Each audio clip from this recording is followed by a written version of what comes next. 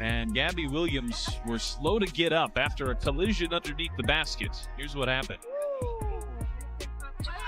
Oh, that is a major collision for the two of them. They both knock heads. It took them both some time to get to their feet. Lexie Hull took a brutal head-to-head hit that looked like it would end her night, but minutes later, she was back on the court with a knot on her forehead, diving for rebounds like nothing happened, an act of toughness that perfectly captured the spirit of this Indiana Fever team. On a night meant to celebrate Caitlin Clark, without several key guards, the Fever walked into Nike's big event and left with a season-sweeping win over the Seattle Storm. Led by Hull, Aaliyah Boston, Odyssey Sims, and Kelsey Mitchell, they flipped the narrative in one unforgettable performance. And after the game, something Aaliyah Boston said in the locker room has the entire team fired up. Woo! First home game. Got a dub. Let's get it. Big dub. Let's go. Fever dub. Bow. Woo! Dubs. It's giving sweet. Indiana's challenges began long before tip-off, with Caitlin Clark still out due to a lingering groin injury that's sidelined her since mid-July. Adding to the setback, Sophie Cunningham, Ari McDonald, and Sydney Colson were all unavailable with season-ending injuries, while Chloe BBY continued to manage knee discomfort.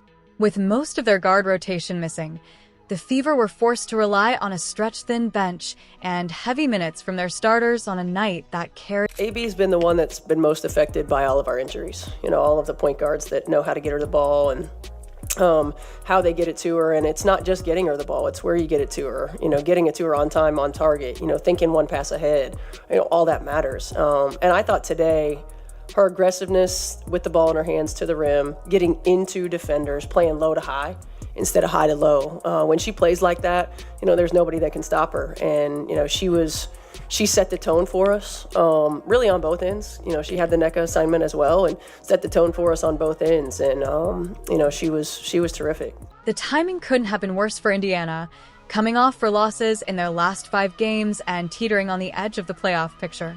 With a 19-18 record, they clung to the 8th and final postseason spot, while Seattle sat just ahead in 6th place.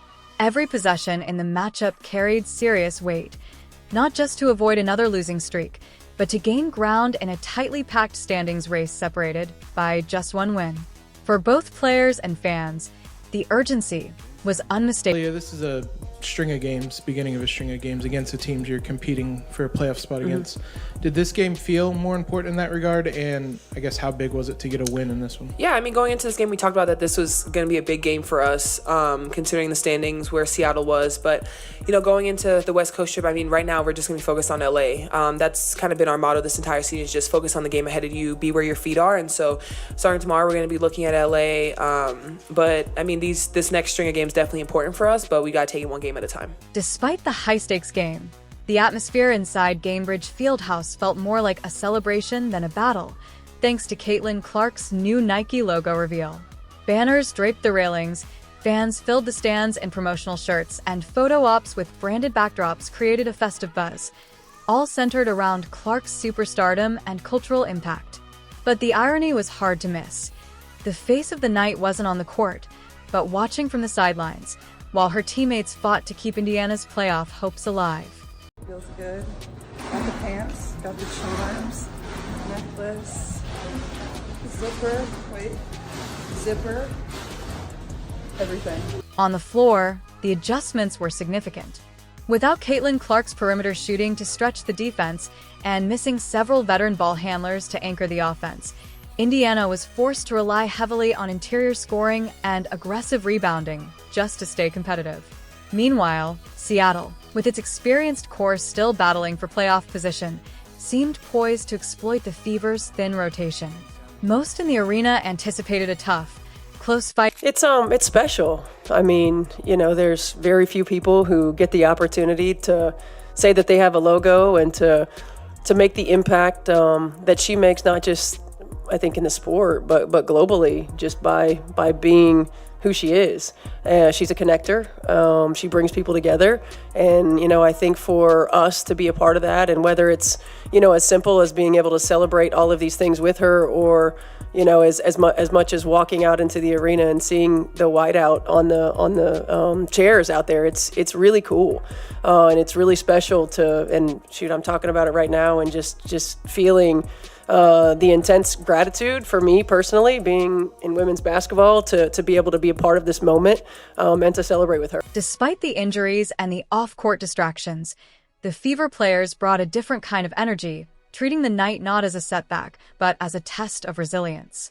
Their defense was tighter, their box-outs more physical, and the crowd, drawn by Caitlin Clark's presence but hungry for someone else to step up, began to rally behind the grit unfolding on the court.